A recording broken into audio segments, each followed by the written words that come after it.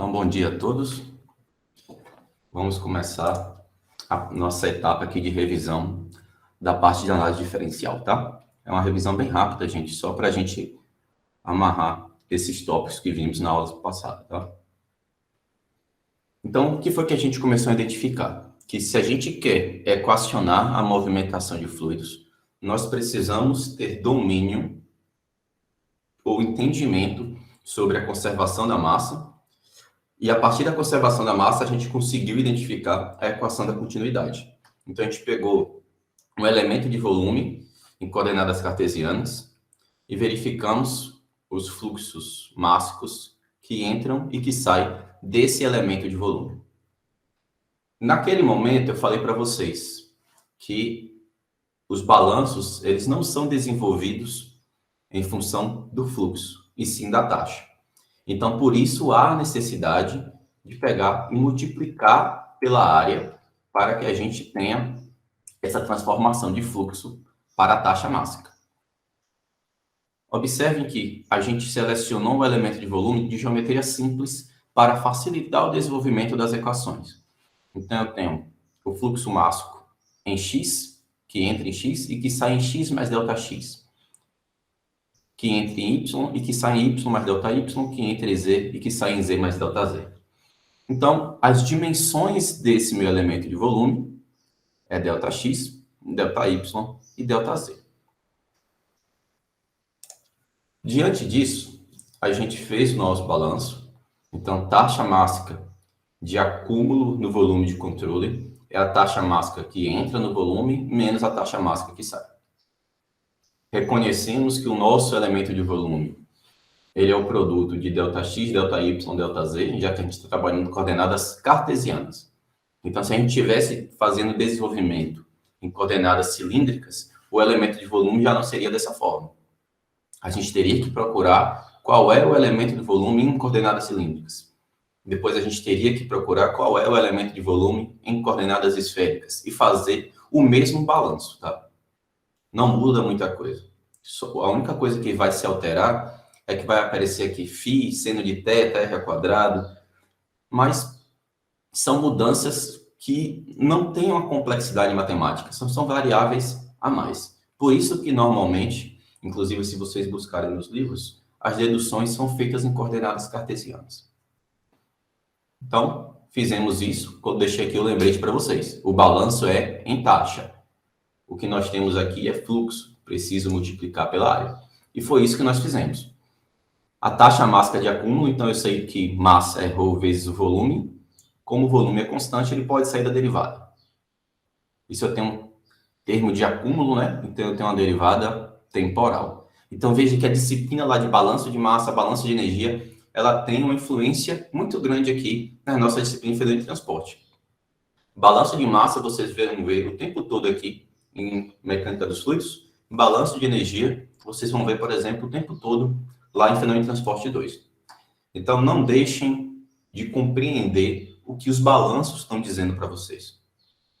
Se não entenderam ainda balanço, eu aconselho que, aí, quando sobrar um tempinho, tá? Revisitem o conteúdo para que isso fique claro na mente de vocês. Para que os balanços não sejam feitos de forma aleatória. Vocês precisam compreender o que está acontecendo ali. Vocês vão ver balanço, fenômeno de transporte 1, 2, 3, cinética, operações unitárias, tudo é balanço, tá? A engenharia química, a base dela é a realização de balanços. Tenham esse conteúdo bem sedimentado, tá?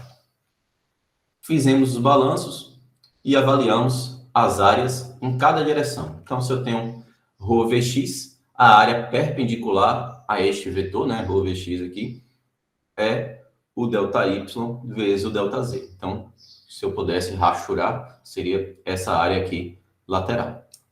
Fiz isso para todas as direções, realizamos o balanço, identificamos aqui que surge algo parecido com a definição de derivada. E por que eu posso utilizar a definição de derivada? Veja que a definição de derivada, eu tenho f de t mais h menos f de t dividido por h. Mas só é uma definição de derivada porque o h tende a zero. No nosso caso aqui, eu estou dividindo por ΔX, ΔY e ΔZ. Vejam que o ΔY, ΔX e ΔZ não serão iguais a zero, porque eu preciso obedecer algo. O que é esse algo?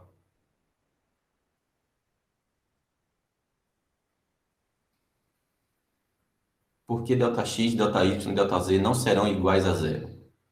O que é que trava, o que é que limita o tamanho de ΔX, ΔY e ΔZ? A hipótese do contínuo. A hipótese do contínuo. Só que o ΔX, ΔY e ΔZ, eles serão muito pequenos. Então, a hipótese do contínuo fala que é o menor elemento de volume, né, possível, sendo que esse elemento de volume ele é representativo. Eu tenho uma representação estatística do todo. Então, apesar de não serem iguais a zero, são limitados ao tamanho avaliado pela hipótese do contínuo. Tá claro isso para vocês? Sim. Beleza. Então, com isso, nós aplicamos a definição de derivada e nós temos aí a equação da continuidade. Não adianta eu pegar e avaliar a equação da continuidade de forma arbitrária. Eu preciso entender o que as equações estão nos indicando. Então, a gente agora está no momento em que vocês já possuem maturidade matemática para avaliar as equações que vocês irão trabalhar, independente da disciplina, tá? Por exemplo, vou até sair aqui da caixinha de fenômeno de transporte. Se eu tenho uma equação, e essa equação é de cinética, tá? Vou digitar aqui para vocês a equação de cinética rapidamente, só para a gente tentar compreender o que eu estou tentando mostrar. Trazer vocês aqui para a cinética para a gente conversar rapidamente sobre as equações. Então, eu tenho aqui, por exemplo, RA, é uma taxa aí, tá? Vai ser um K1 vezes CA mais um K2 CB. Aí K1 e K2 são constantes maiores que 1, tá? Constantes positivas. Então, eu vou deixar aqui com valores genéricos. Só que na hora que eu tenho uma reação, não necessariamente a reação ocorre de forma linear. Eu posso ter, por exemplo, esse aqui é um exemplo clássico, tá?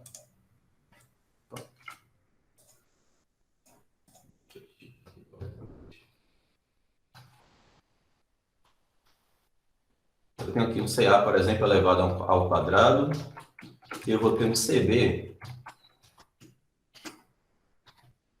elevado a meio, por exemplo. Ou, portanto, aqui 2/5.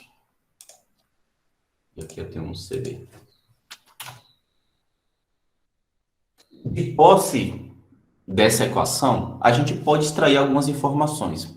Então, por exemplo, vamos supor que esse RA está relacionado aí à velocidade com que a reação ocorre, tá? É a taxa reacional. Se eu quero que essa taxa reacional aumente, eu vou aumentar ou eu vou diminuir a concentração de CA no meio? Aumentar. Eu vou aumentar, porque eu vejo que ele está sendo avaliado, vou deixar assim aqui, fica mais interessante. Veja que CA, quanto maior a concentração, como está sendo elevado ao quadrado, isso aqui vai ter um aumento reacional. Aí agora, a mesma pergunta eu faço em relação a CB. Para que eu tenha uma reação mais rápida, eu devo aumentar a concentração de B ou diminuir a concentração de B? Veja que o expoente... Diminuir? Veja que o expoente está sendo elevado a um número menor que 1. Então, realmente, se eu pegar e diminuir a concentração de B, o que acontece com esse resultado aqui? Ele aumenta ou ele diminui? O que é que vocês acham?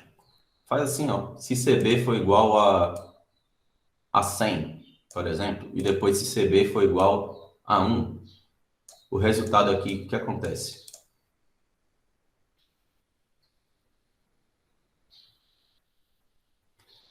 E é a partir dessas análises que a gente começa a entender o que é que eu preciso fazer com um determinado processo.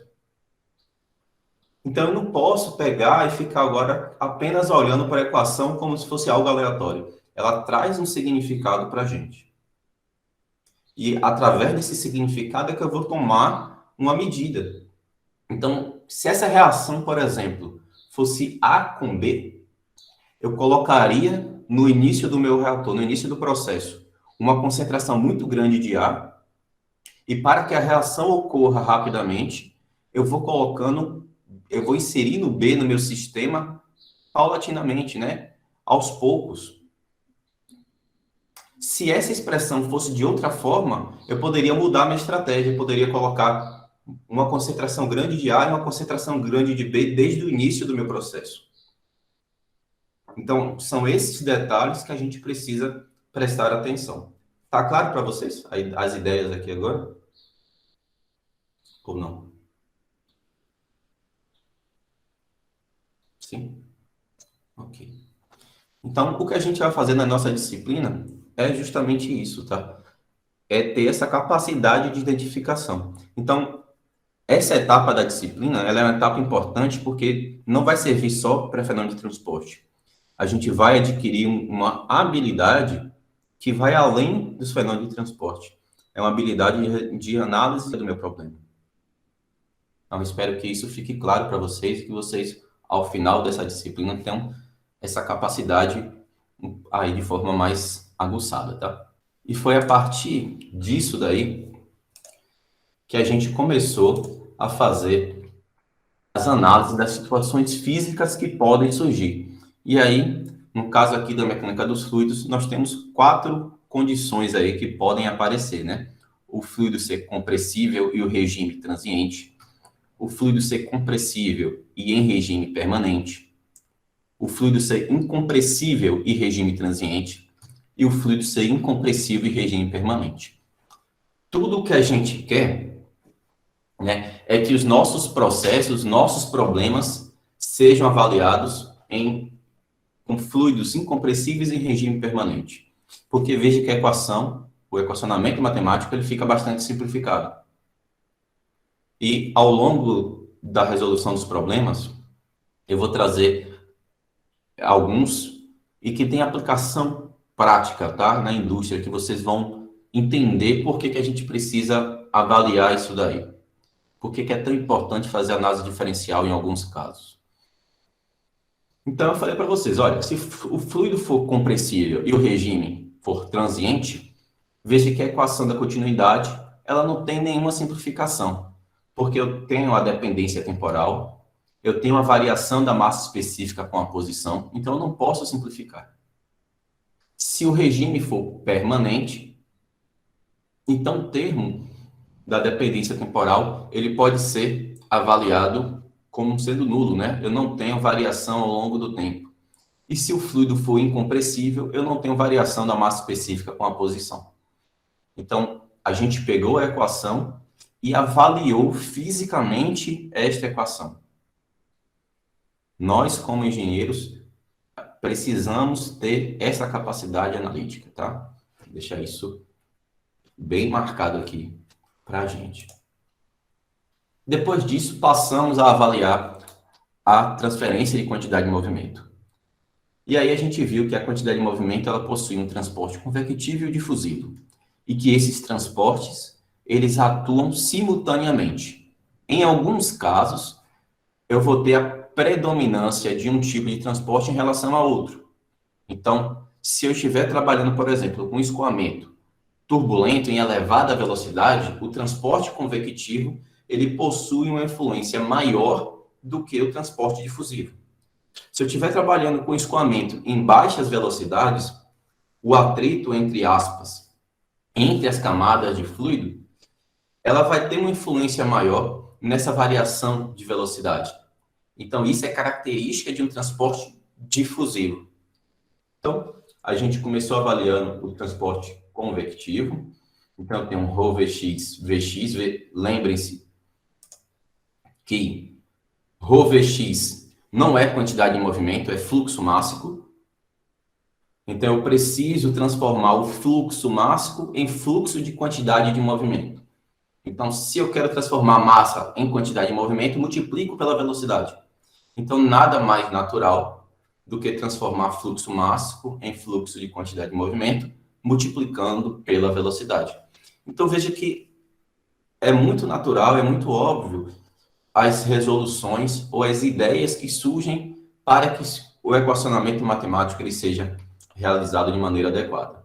E aí fizemos um procedimento similar ao que fizemos lá na equação da continuidade. Avaliamos a quantidade de movimento que entra em x e que sai em x mais ΔX. Aqui é o fluxo, né? Lembrando, mais uma vez, que os balanços são em função de taxa. Então, fizemos na direção x, na direção y e na direção z.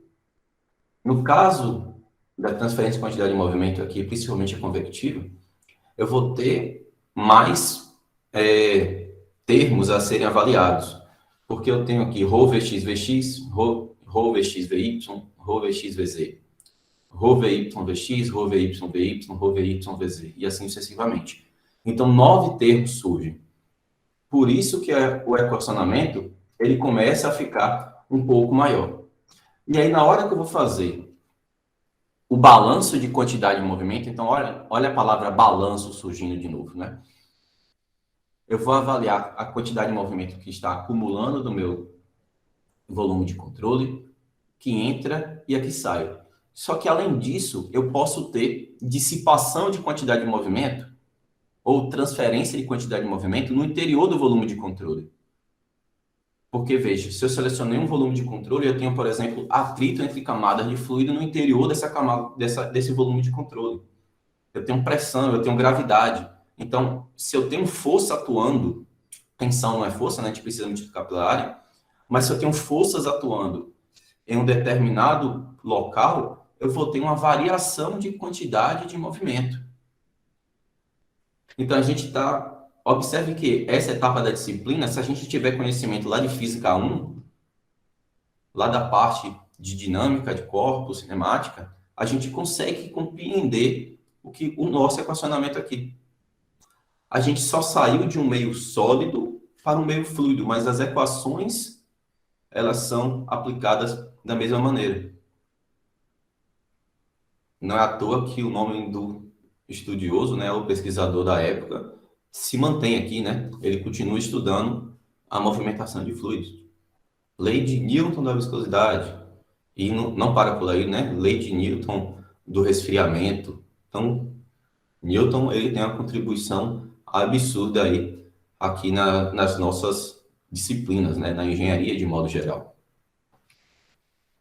Então, eu vou avaliar a taxa de acúmulo. Então, eu sei que quantidade de movimento é massa vezes velocidade.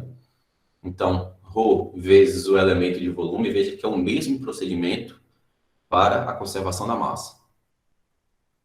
Identificamos as taxas de quantidade de movimento que entram e que saem. Aí eu escolhi a direção X aqui para fazer a avaliação. Lembrando que a gente tem que fazer isso para as direções Y e Z. Como é análogo, não há necessidade de fazer a dedução em todas as direções, né?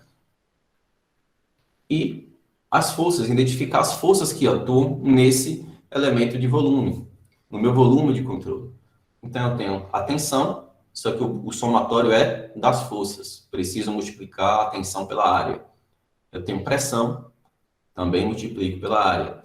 E tenho a força gravitacional aqui no nosso caso. Como a força gravitacional ela atua em todo o volume, então está aqui, ó, ρg vezes o volume. Vamos supor que a gente tem uma nova força atuando. E essa força ela não atua da mesma maneira em todos os pontos. Imagina que eu tenho um campo eletromagnético, e esse campo eletromagnético ele varia com a posição. Como é que a gente poderia incorporar isso daqui? Se eu tenho uma grandeza e eu quero saber, por exemplo, qual a contribuição média dessa grandeza, como é que eu posso pegar e computar isso?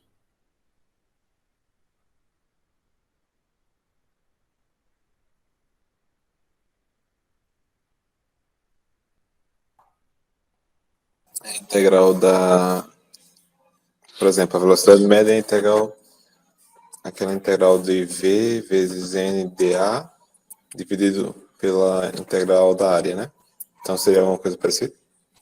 É uma coisa parecida, né? Então, a integração, ela vai favorecer a determinação de uma propriedade média. Então, uma contribuição média ali no meu volume de controle. Então, a gente precisa prestar atenção a esses detalhes, tá?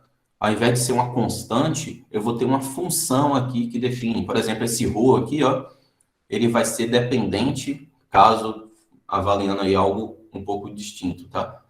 Ρ seria algo dependente da posição x, y e z, por exemplo. Ou então dependente da velocidade. A gente pode ter casos assim. Então, a gente faria aí algumas modificações, mas o balanço continua exatamente o mesmo. Tá claro para todo mundo até agora?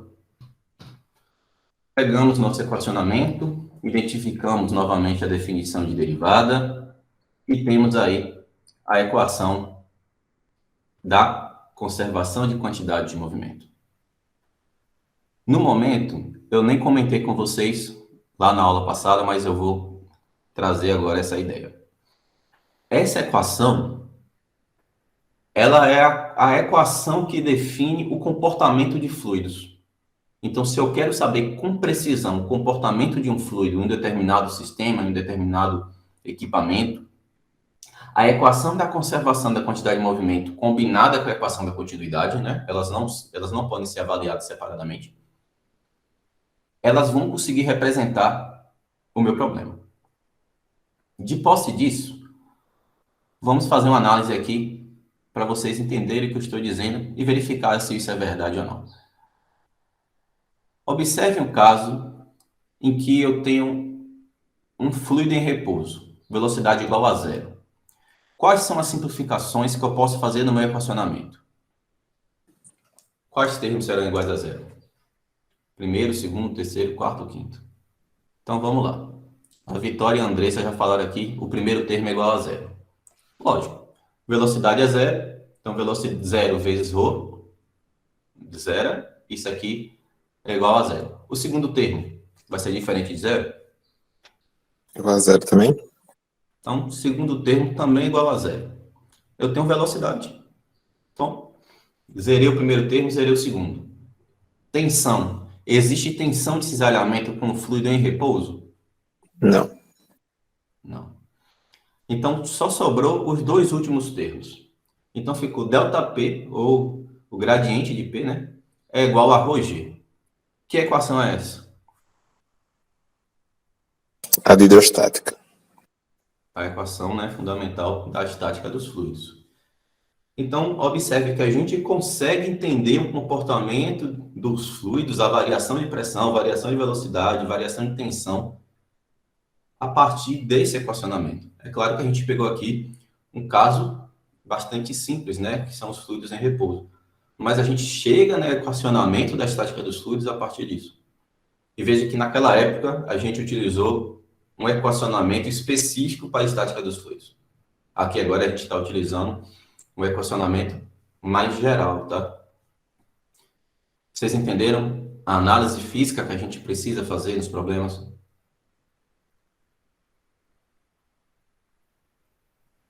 Sem dificuldade, né? Então, essa etapa da disciplina é justamente isso, é fazer essas análises físicas, tá? E a gente vai melhorando essa capacidade de análise aos poucos ali ao longo dos problemas que nós fomos encontrando, tá?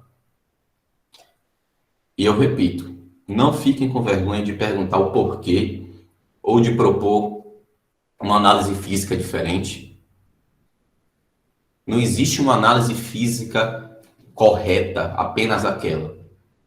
A gente pode tentar compreender o problema de outra forma, tá? E aí eu espero que a gente tenha essa possibilidade de discutir. O que aconteceu? Esse equacionamento a gente conseguiu simplificar porque a velocidade era igual a zero, as tensões desapareceram, tá? Só que a gente tem um problema muito grande com essas tensões. Essas tensões nem sempre são equacionadas facilmente. E aí Stokes ele conseguiu generalizar esses equacionamentos e depois, Navier, ele especificou as equações para um caso específico. Então, Stokes propôs as relações de Stokes, conforme nós conversamos na aula passada, onde surge o termo de viscosidade dilatacional. Isso serve para qualquer regime de escoamento, tá? Então, laminar ou turbulento. Veja que ele foi um pouquinho além da lei de Newton aqui, da viscosidade. Só que, para a maioria dos casos, né, que nós trabalhamos, fluidos incompressíveis e gases monoatômicos, esse valor de K é igual a zero. E, além disso, ele propôs que a tensão XY é igual à tensão YX. Daqui, gente, surge muito mais coisa, tá? Só que não é o foco da nossa disciplina no momento. Então, eu vou me ater a esses detalhes. Depois de Stokes, apareceu aqui Navier e avaliou o problema para o caso em que o fluido era newtoniano, então viscosidade constante, o fluido é incompressível, massa específica constante, e o K também é constante, né? A viscosidade dilatacional para fluidos incompressíveis é igual a zero. E aí surgem as equações de Navier-Stokes. São essas equações que nós vamos dar foco aqui na nossa disciplina, a resolução delas, né? E elas podem ser apresentadas em coordenadas cartesianas, cilíndricas ou esféricas. O problema é que vai nos guiar na escolha do sistema de coordenadas adequado. Eu preciso entender, eu preciso visualizar, mentalizar o problema para escolher essas coordenadas. E aí a gente verificou dois casos. Um caso em que o problema era predominantemente convectivo e um caso em que o problema era predominantemente difusivo. Se é difusivo, a contribuição da velocidade é muito pequena, né? O termo convectivo tem uma contribuição pequena. Se é convectivo, as tensões, a viscosidade terá uma contribuição pequena. Então, a gente pode aproximar a zero a essas contribuições nos seus respectivos casos. Até aqui, alguma dúvida? Então, eu apresentei para vocês essas equações de Navier-Stokes em coordenadas cartesianas. Então, a equação da continuidade, a equação de Navier-Stokes em coordenadas cartesianas. A equação de Navier-Stokes e da continuidade em coordenadas cilíndricas e em coordenadas esféricas. Estes problemas, com as equações do jeito que estão sendo apresentadas, são de difícil resolução, na forma que está sendo apresentada. Por que são de difícil resolução? Porque eu não tenho aí uma equação diferencial ordinária, por exemplo. Eu tenho equações diferenciais parciais. E essas equações diferenciais parciais, elas ainda estão acopladas. Aí eu vou fazer um parêntese aqui, justamente para o pessoal que não está fazendo a disciplina de equações diferenciais. Equações diferenciais parciais indicam que eu tenho no mesmo equacionamento, vou pegar a equação da continuidade aqui, ó, derivadas em relação a diferentes variáveis. Eu tenho uma derivada em relação a R, uma relação a θ e uma relação a φ, por exemplo. E isso faz com que o problema ele fique um pouquinho mais complexo. Então, essa é a parte de EDP. Se fosse EDOs, equações diferenciais ordinárias,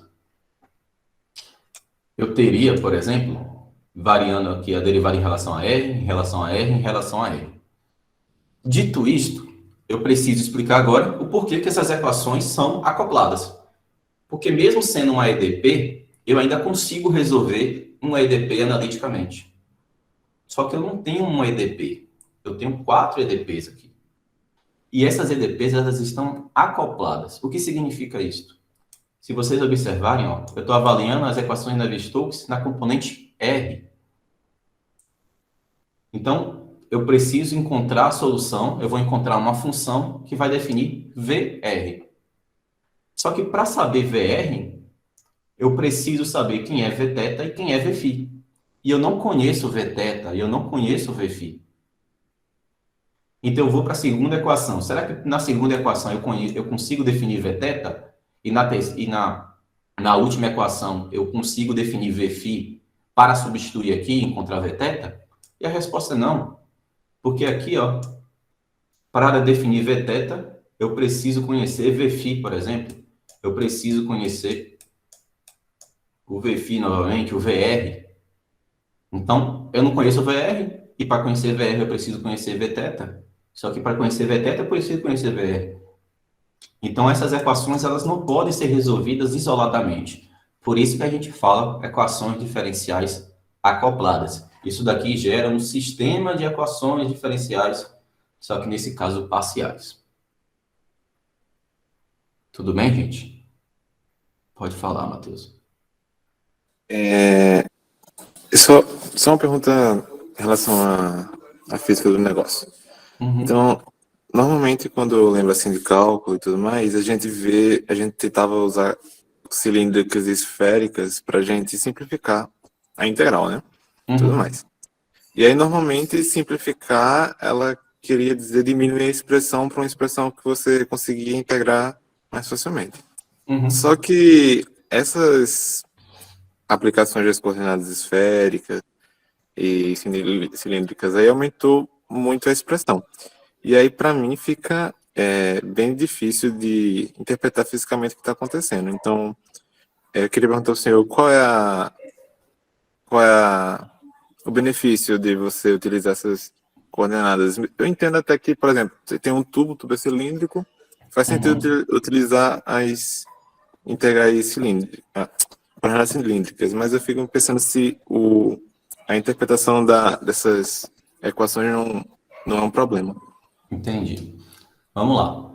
Talvez, Matheus, a equação ela tenha ficado um pouquinho mais longa. Mas o que acontece é que, por exemplo, quando a gente vai resolver uma equação diferencial, o que é que a gente precisa para resolver? Além do conhecimento do método de resolução. Para que eu tenha minha função final, o que é que eu preciso? Com os pontos de contorno ou de inicial? As Exatamente. condições? As condições de contorno, as condições iniciais.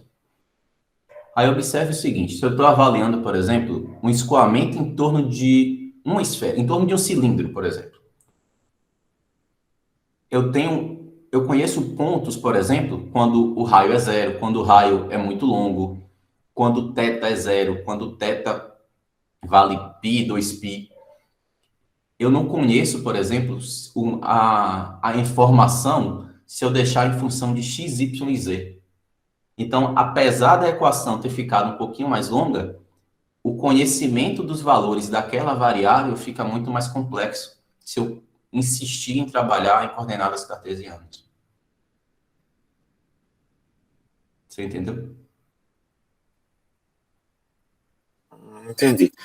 Mas outra dúvida, qual é a diferença, por exemplo, da gente falar na parte do equacionamento, de falar de escoamento em torno de um tubo e escoamento num tubo? Porque, Tá. tudo bem, Em torno para de mim um tubo parece uma é área... escoamento externo. Certo. O fluido ele passa externamente a um cilindro. Um caso específico, por exemplo, eu estou avaliando a construção de uma ponte. E nessa ponte eu tenho os pilares ali, que sustentam a ponte. Esses pilares eles podem ter geometria cilíndrica. Eu tenho um rio passando nesses pilares, né? Os pilares estão submersos. Então o fluido ele escoa externamente ao cilindro. E com isso, por exemplo, eu posso dizer qual é a tensão de cisalhamento nesses pilares. De quanto de posse dessa informação, de quanto em quanto tempo eu preciso fazer manutenção. Se o rio atingir uma vazão de 2 vezes a vazão normal dele, o que pode acontecer? Será que há rompimento ou não? Então, tudo isso a gente consegue a partir das nossas análises aqui diferenciais. Entendeu? Aí também usaria a parte de coordenadas cilíndricas para isso? Ou outra metodologia? Certo. Cilíndricas. A gente vai até fazer um probleminha desse daí. Vamos agora aqui para as perguntas do chat. Misericórdia, Vitória, você não entendeu o quê? Não entendi nada. Agora eu fiquei preocupado. Professor, na hora que você começou a falar de EDP, eu me perdi. Eu não sei se é porque eu não pago EDO e eu não entendo, Não se preocupe. EDP é uma equação diferencial em que eu tenho derivadas em função a diferentes variáveis. Então, por que isso daqui eu sei que é um EDP?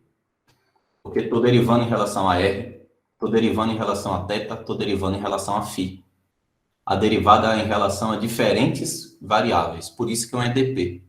Se fosse uma EDO, eu teria derivada em relação a R, derivada em relação a R e derivada em relação a R. Só isso. Tudo bem? Não precisa nervosismo. Ô, professor, eu queria saber se existe algum programa, alguma coisa que possa resolver e eu só botando as variáveis. Ou eu tenho que fazer analiticamente, tá bom? Isso aí. Andressa, os problemas mais simples a gente faz analiticamente e vocês vão entender o que são problemas simples em breve. E realmente são, tá? Vocês vão ver que a gente vai fazer grandes simplificações. Os problemas mais simples a gente faz essas simplificações porque as equações que são geradas são fáceis de serem resolvidas. Então vai cair em um EDO de primeira ordem ou um EDO de segunda ordem no máximo. Não são. Você vai ver que não vão ficar grandes. Quando eu tenho um problema, imagine o seguinte, a gente tem aqui coordenadas cartesianas, cilíndricas e esféricas. Será que todos os problemas se resumem a essas três coordenadas? E se eu tiver aí, se eu criar um reator com uma geometria completamente diferente, como é que eu posso resolver? Então, são nesses casos mais complexos que a gente recorre a soluções numéricas. Então, por isso que vocês estudam, por exemplo, métodos numéricos. A gente faz a discretização das equações diferenciais. Vocês já ouviram esse termo antes? Sim? Já. Já? Então, eu vou lá e utilizo, por exemplo, o método de Euler. Eu utilizo o método de Runge-Kutta para fazer uma discretização de uma equação diferencial. Ao fazer essa discretização, eu consigo pegar e resolver meus problemas mais complexos que não possuem solução analítica.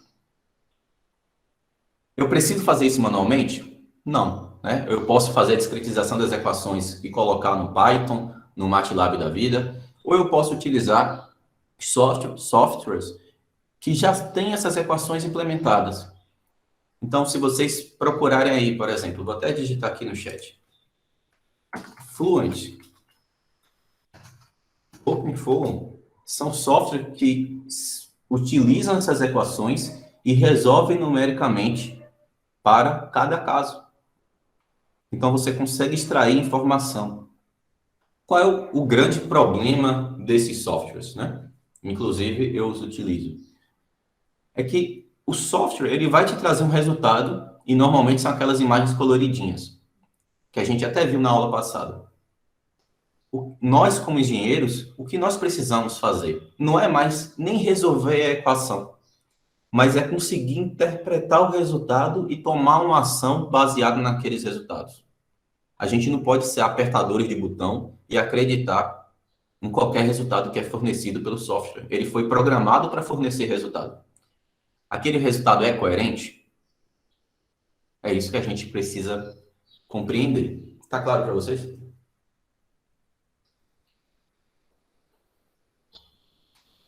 Ok. Na verdade, uma dúvida. Me mutei. Aí, por exemplo, se eu coloca esse reator do senhor, o senhor faz no software e tudo mais, um CSTR, por exemplo. Uhum. E aí sai um resultado que é estranho. Qual é o próximo passo? O próximo passo é procurar o porquê que ele saiu estranho. Por exemplo, no momento em que eu estou fazendo equacionamento matemático e sei que eu tenho um fluido escoando lá dentro do reator, eu preciso selecionar os modelos que vão resolver meu problema. Além das equações de Navier-Stokes, da equação da continuidade, eu tenho, por exemplo, a seleção de modelo de movimentação de fluido. Regime laminar ou regime turbulento. Aí eu fui lá, de forma incipiente, e coloquei que o escoamento era laminar. Faz sentido isso?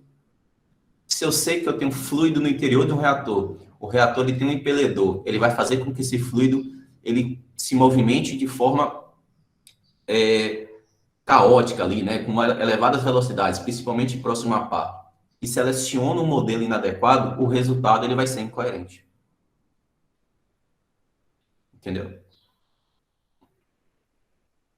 Ou então, se eu continuar, imagine que eu selecionei o modelo adequado, mas o resultado não está correto, não está conforme esperado. Eu não verifico aquilo experimentalmente. O que foi que eu errei? Por exemplo, o tempo de integração, o time step, né, que a gente fala, o delta T. Se vocês lembrarem lá de cálculo numérico, de métodos numéricos, vocês vão ver que tem um critério de estabilidade em variação de tempo. Então, tem vários detalhes que a gente precisa prestar atenção. Tudo bem? Mais alguma dúvida, gente?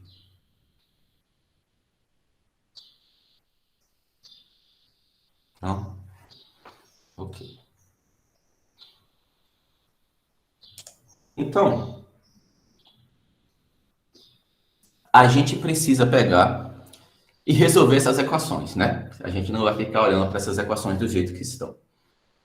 Como algumas pessoas não fizeram a disciplina de equações diferenciais, então vou fazer uma rápida revisão aqui de um tópico específico de EDO que é visto logo nas primeiras aulas, tá? Quem já viu, quem já está fazendo EDO, já fez, não vai sentir dificuldade nenhuma aqui, tá? Pelo menos assim espero, né? Então, primeira coisa, o que é uma equação diferencial? Uma equação, a gente aprendeu lá desde o ensino médio, se eu tenho, por exemplo, z ao cubo mais y igual a 2, ou o caso de x mais y igual a 8, o que eu preciso identificar aí são valores de x, valores de z, valores de y, que satisfaçam a igualdade. Então, vou pegar, por exemplo, aqui o segundo caso. Se x igual a 6 e y igual a 2, o meu problema ele está resolvido. Eu identifiquei valores de x, valores de y, que satisfaçam a igualdade. Tudo bem? No caso de uma equação diferencial, o que a gente tem não são valores. No caso de uma equação diferencial, o que eu preciso encontrar são funções que vão satisfazer a igualdade. A equação diferencial está te perguntando o seguinte: qual é a função que, se eu derivar ela em relação a x, mais 3x, o resultado será igual a 1? Então, mais uma vez, a equação diferencial está te perguntando qual é a função que, se eu derivar essa função em relação a x, derivei uma vez só. Somei com 3x, o resultado é igual a 1. Isso daqui é uma equação diferencial ordinária. Por quê? Eu estou derivando em relação a x. Assim como esse segundo caso. Eu tenho uma derivada segunda aqui, ó, em relação a x, uma derivada primeira em relação a x. Isso daqui é uma EDO. Essa equação diferencial está te perguntando qual é a equação que, se eu derivar ela duas vezes, mais a derivada dela, mais ela mesma, o resultado é igual a zero. Pessoal que está fazendo equações diferenciais, resolver essa equação diferencial aqui é difícil? Não. Não. Coeficientes constantes, né? Então, encontra a equação característica e resolve tranquilamente. Então, o que a gente vai fazer é justamente isso, identificar uma metodologia. Veja que não faz sentido eu ficar chutando funções, por exemplo, y é igual a exponencial de x. Substituir ali e ver se satisfaz a igualdade. Não satisfez a igualdade, vou chutar outra equação. E ficar brincando disso daí. Isso não é uma metodologia adequada. Eu tenho metodologias de resolução. E a disciplina de equações diferenciais é justamente isso. É a gente definir metodologias de solução de equações diferenciais baseadas em suas características. Então, tem ali uma receitinha ali para fazer cada procedimento, tá? Para resolver cada tipo de equação. Então, vamos lá entender o que é que essas equações diferenciais são, né? Eu tenho a variável dependente e a variável independente. Então, como o próprio nome já diz, y é função de x. Então, y é igual a seno de x, por exemplo. Y é a variável dependente e x a variável independente. Veja que eu tenho essa forma de escrita. Eu posso fazer uma mudança na notação para simplificar a escrita da equação. Então, ao invés de escrever d2y dx2, eu escrevo y duas linhas. Ao invés de escrever dy dx, eu escrevo y'. Então, tá aí. Olha só o que acontece com o nosso problema. Isso aqui é aplicado diretamente à mecânica dos fluidos. Eu tenho, por exemplo, a velocidade. Então, eu tenho velocidade na direção x. Então, esse h aqui representaria a velocidade, tá? Eu tenho Vx, eu tenho Vy e tenho Vz, por exemplo. Veja que Vx pode variar na direção x, pode variar na direção y, pode variar na direção z e pode variar com o tempo. Então, isso aqui, por exemplo, é um problema tridimensional em regime transiente. Quando a gente está trabalhando com problemas da engenharia, essas grandezas elas irão surgir. Velocidade, temperatura, concentração. Eu posso ter temperatura variando com x, y e z com o tempo. Concentração variando com x, y, z com o tempo. E eu só consigo resolver os meus problemas se eu conseguir identificar se está variando realmente ou não. Então, lá no início do módulo 2, a gente identificou, por exemplo, o comprimento hidrodinâmico de entrada. A partir do comprimento hidrodinâmico de entrada, a velocidade varia com aquela posição? O que acontece? O que significa o comprimento hidrodinâmico de entrada? Esses conceitos precisam estar claros aí para vocês, para que a gente consiga fazer a simplificação. Então, por exemplo, no momento em que eu tenho um escoamento no interior de uma tubulação. Então, vamos supor que aqui seja Vz, aqui seja Vr, e aqui seja o Vθ. Então, existe VR? Existe Vθ? O escoamento no interior de uma tubulação? Não. Então, eu já simplifico, ó. Esse termo igual a zero, esse termo aqui igual a zero. Ah, o meu problema está em regime permanente, ok, ó. Já corto em relação ao tempo. Aí sobrou, Vz pode variar com Z, com R e com θ. Existem motivos para Vz variar com θ? Por exemplo, a tubulação ela é simétrica. Ah, então eu identifico que não tem motivos para Vz variar com θ. Depois eu identifico que o meu escoamento, eu estou avaliando ele quando o perfil de velocidade já está estabelecido. Quando o comprimento hidrodinâmico de entrada ele já foi ultrapassado. Então eu sei que Vz, ele varia ou não com Z? O que é que vocês acham? Não, porque dv dx é zero, ou dv dz no caso. dv dz vai ser zero. Então, são esses conceitos que precisam ser relembrados e que precisam estar claros. E daí eu já fiz um monte de simplificação e daquele equacionamento lá da equação de Navier-Stokes, vários termos serão nulos e a gente vai conseguir resolvê-los. Tudo bem até aqui? Dúvidas?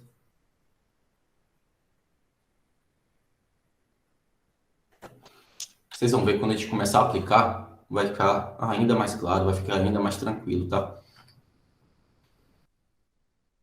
Então, quando a gente está falando de EDOs, principalmente as EDOs de primeira ordem, que serão a maioria dos casos aqui, ou na verdade também de segunda ordem, mas as mais tranquilas, a gente tem alguns métodos de resolução. Então, eu tenho variáveis separáveis, equações homogêneas, lineares e exatas.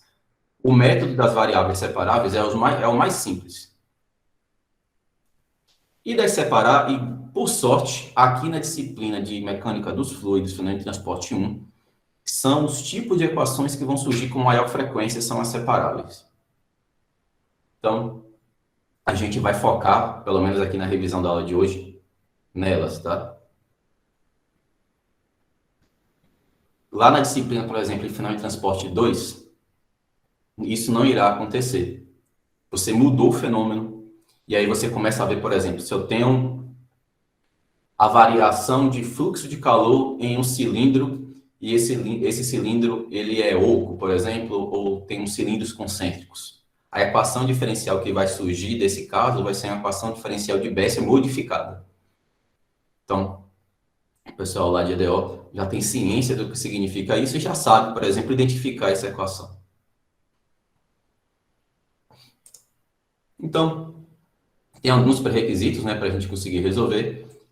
E no caso aqui das EDOs separáveis, o que eu preciso saber é a integral da derivada de uma função é a própria função. Então, se eu derivo y em relação a x e integro esse resultado em relação a x, eu volto para a função original. Essa é a ideia por trás do método de variáveis separáveis. Então, tá aí. Então, observe que se eu quero saber quem é y, eu vou lá e faço, ó, integro um lado em relação a x, integro o outro em relação a x. Não fiz nada. A única coisa que eu tenho é y é igual à integral de g de x mais a constante de integração. Tá claro isso daqui? Principalmente para quem nunca viu equações diferenciais, a disciplina antes. Se eu tenho, por exemplo, ó, x igual a y.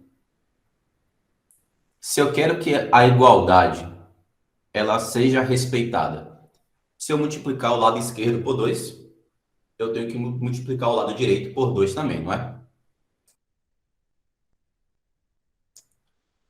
É exatamente isso que a gente está fazendo aqui. Se eu quero que a igualdade seja respeitada, a única coisa que eu quero saber quem é y. Então, se eu tenho uma derivada de y, para descobrir quem é y, basta fazer a integração, não é isso? Então, eu apliquei a integral do lado esquerdo e para que a igualdade seja respeitada, apliquei a integral do lado direito. Então, eu tenho y, integral da derivada, é igual à integral de g de x mais c. Imagina, por exemplo, que eu tenho dy dx é igual ao exponencial de x. Qual é o resultado? Y é igual à integral do exponencial de x, que é o próprio exponencial de x, mais uma constante. Então, essa aqui é uma EDO separada. Às vezes, eu vou ter equações que do lado direito eu não vou ter um g de x, eu vou ter, por exemplo, exponencial de x dividido por y. Então, eu tenho que organizar isso daí. Então, eu coloco tudo que tem y de um lado e tudo que tem x do outro. Então, eu tenho h de y dy dx igual a um g de x. No momento que eu vou fazer a integração, eu faço a separação de variáveis, né? Então, integro um lado em relação a y, integro o outro lado em relação a x. Então, o resultado ele vai saindo de uma forma muito natural. Veja que não tem dificuldade, tá? Então, essa aqui é uma EDO separável. Ao longo da resolução dos problemas, eu vou fazer o passo a passo para que fique ainda mais claro. E veja que essas EDOs separáveis a gente até já resolveu aqui ao longo da nossa disciplina, né? Lá no início a gente fez algumas integraçõezinhas e eu chamei a atenção de vocês para elas. Só estou fazendo aqui uma revisão para ficar mais tranquilo. Tudo bem? Pronto. Entendemos aí as equações, fizemos a revisão de análise diferencial. O conteúdo é este. Gente, essa etapa da disciplina é tão simples que o conteúdo a gente viu em uma aula, tá? Aí agora, eu preciso saber qual é o procedimento para resolver os problemas. E os procedimentos são o seguinte. No momento em que eu me deparo com um determinado problema, eu preciso simplificá-lo. Ou identificar quais são as simplificações plausíveis. Então, por exemplo, o escoamento no interior de uma tubulação. É plausível falar que Vθ e Vr são iguais a zero? Então, eu começo a buscar o significado físico para isso. Se Vθ fosse diferente de zero, é como se o meu fluido estivesse escoando em forma de espiral dentro da tubulação. Então, eu começo a tentar buscar sentido nas coisas que eu estou avaliando. Se Vr é diferente de zero, quer dizer que essa tubulação é porosa, por exemplo. Então, se eu estiver avaliando um caso que a tubulação não é porosa e ela tem uma seção uniforme, é justo falar que Vr e Vθ são iguais a zero. E é justo entender também, por exemplo, qual é a característica ou quais são as hipóteses para utilizar as equações de Navier-Stokes. as equações de Navier-Stokes, elas só podem ser resolvidas se o fluido for incompressível, se o fluido for newtoniano. Então, essas hipóteses a gente vai avaliar. Se eu estiver avaliando um problema em regime permanente, aquelas equações elas vão ser simplificadas, então eu começo a identificar algumas hipóteses, tá? Não serão sempre essas, eu preciso verificar, eu só estou citando algumas, tá? Eu preciso só verificar se será verdade ou não. Desprezar os efeitos de borda, o que significa isso? Que eu estou avaliando o escoamento longe da região de entrada e longe da região de saída. Eu estou avaliando o escoamento onde o perfil de velocidade já está desenvolvido. Essa é uma hipótese que eu posso utilizar. Um escoamento irrotacional, lá no momento eu vou chamar a atenção de vocês para isso, tá? Depois que eu faço as hipóteses simplificadoras, eu vou fazer análise física. Eu vou identificar a direção de escoamento. Depois que eu identifico a direção de escoamento, eu vou buscar entender se essa velocidade está variando com R, com θ, com Z, com φ, e assim sucessivamente. Eu vou tentar buscar esses detalhes, a análise física da equação. Então, justamente aquela parte que eu comentei com vocês anteriormente, que a gente até utilizou a equação de cinética lá para entender, tá? Então, identificar as componentes de velocidade, as variáveis dependentes. Depois disso, é que eu vou para o equacionamento matemático. Quando eu vou buscar o equacionamento matemático, a primeira coisa, né? Avaliar a equação da continuidade. Como é que ela fica depois de tudo isso daqui? Depois de todas essas simplificações? Vou pegar a equação no movimento, né, as equações de Navier-Stokes, vou simplificar também. Aí eu já tenho equações diferenciais. E provavelmente equações diferenciais ordinárias, né? De posse dessas equações diferenciais ordinárias, para que eu consiga resolver, eu preciso das condições de contorno, ou condições iniciais, né? E aí eu consigo pegar e resolver meu problema. Então, são esses 3 passos, essa metodologia que a gente vai aplicar aqui na resolução dos nossos problemas.